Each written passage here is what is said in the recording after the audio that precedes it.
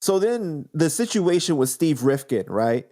Because he was interested in signing you guys, but that's Joe's man. So at the time, you guys were beefing with Joe in that way, though, right? So wasn't that kind of weird? No, see, Steve Rifkin, from what I heard, because I wasn't talking to him. My man Tone was talking to him back then. But Steve was like, leave that shit alone. Like basically, that would have been a stipulation. Like, ain't no dissing Joe. Because it wasn't like he was like, you know what, y'all dissing Joe, so I'm gonna sign y'all. He liked the music. He was, from what I'm hearing, he wanted to do like a single deal or some shit like that. And Steve liked the music, but he in no way he was disloyal to Joe for wanting to show interest in Bang Bang Boogie. The word that I got from why Steve Rifkin wanted to fuck with us, because they said he came in with a crew, which is Wu-Tang, and he wanted to leave the game with a crew, which was Bang Bang Boogie. You understand?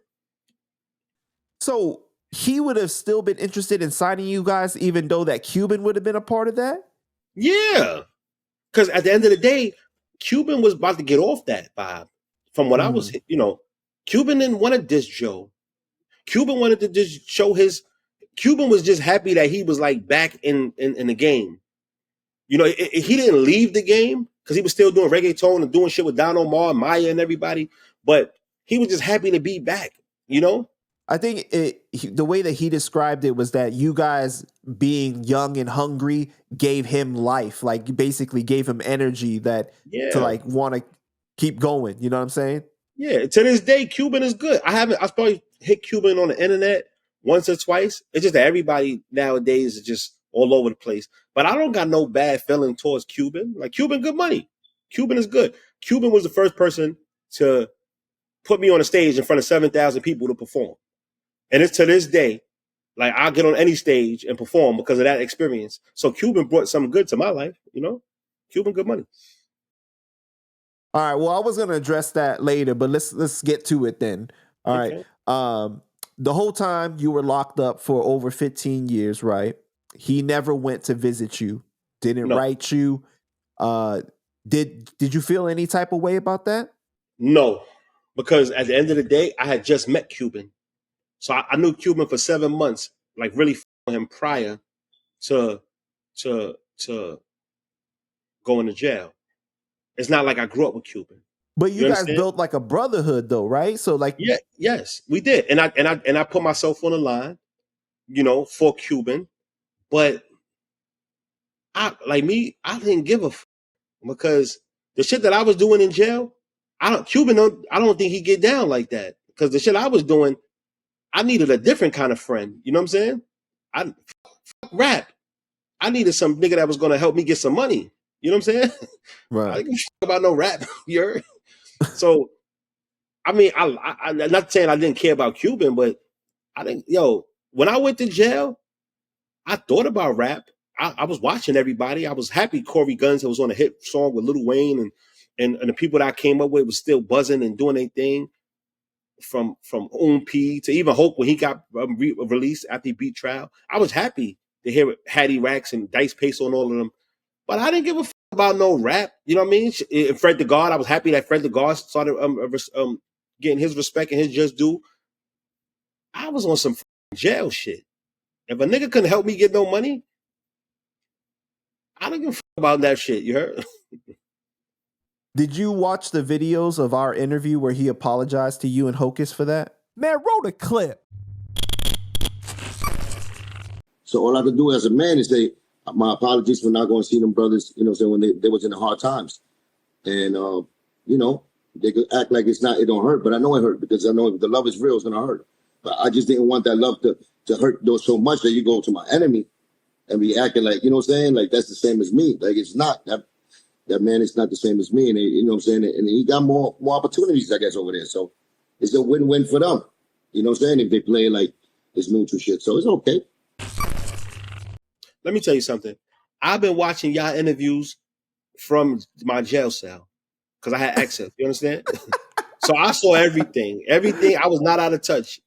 I saw every fucking thing.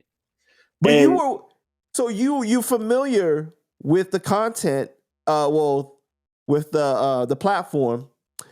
So, but you were worried that I was going to ask you something too controversial, though. See, the thing was, when I first came home, I didn't want to do an interview. Cause I see your interviews. You be going in. You heard? You be like, yo, you be going in. But do I be going in, or do the guests be going in? The guests be going in, but you provoke them. And ain't nothing wrong with that, man. You do journalist work. And you seem like well, okay. Would you say provoke, or do I ask the question that people really want to know? You ask the right question.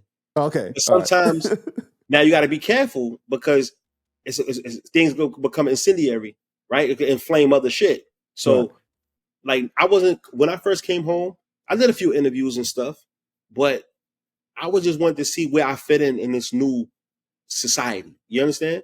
Got you. And I don't know. I didn't know how I want to project myself. I don't know if I wanted to be an intellect or if I wanted to come on here and just say fuck everybody and start a World War IV. You know what I'm saying? So I was still figuring out what I want to do. And for the most part, I like what I'm doing, even though it's a lot slower and I'm not running with 1,000 motherfuckers. And I still got 1,000 people behind me.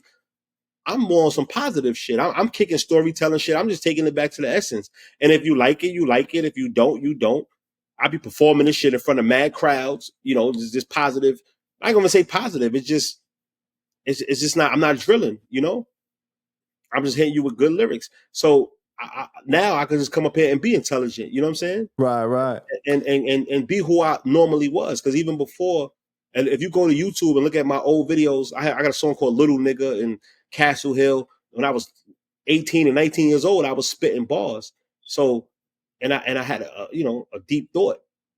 So I want to express that, show my intellect side instead of just the warrior side, Well, I think that you come across as more of like a chameleon. Like you can be either or, whatever the situation calls for it.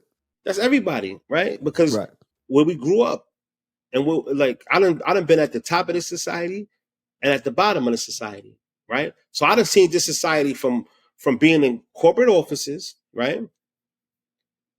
Talking about big money to being in the box, the shoe. You understand? So my experience in America is different than the average person. I done been to college and I've been in the hospital recovering from bullet wounds. You understand? Right. So it's like, at the end of the day, a bullet wound. I got shot once, a bullet wound. But the whole thing is, and it was by accident.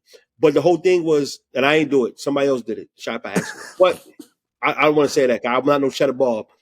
But the whole shit is basically my experience. It forced you to adapt. You understand? Right. And they say in jail, they had a saying. Like when I first came to jail, one of the OGs told me, he said, don't be strong like an oak tree. Be like a willow tree. An oak tree get uprooted in a storm. Even though it's strong, it get uprooted and it's a willow tree just it survives storms because it's flexible. So I'm all about flexibility. And I learned from like Al Pacino when he described his acting career. He said, I don't act, I react. You understand? Right. There's so much knowledge in that one little thing. So we are. So back to the what Cuban said in our interview where he apologized to you and Hocus, right? How did you feel about that? I feel like it was no need for apology, but I accept it because if it's sincere, cool. But Cuban don't owe me shit, and whatever Cuban did for me is what he was supposed to do to enhance my way of looking at things in a broader scope. Because he did add on to my life. So at the end of the day, he didn't have to apologize because I didn't feel no certain type of way. He could have hollered, you know what I'm saying? But I didn't hate him for that, Like now, I'm just like, I be in the cut, I be chilling. The crazy shit is I haven't even seen Cuban. Like I've been out here. And I'm not saying Cuban not outside because he probably is, but I've been around. Like I've been around some shit. These 90 days I've been home, I've been around the top of the top. You know what I'm saying? And I don't see nobody. I don't see really nobody. You heard? They not in these rooms. They not in these places. You understand? At least not with me. So I didn't see Cuban since I've been home. But I like to see him, talk to him. You heard? That would be dope, man. I hope you guys do end up seeing each other and having like a real brother talk. You know what I mean? Just a real heart to heart. Ain't no Did hard you? I'm sorry. What were you gonna say? No, I said no hard feelings or nothing like that. Cuban, he ain't do nothing to me.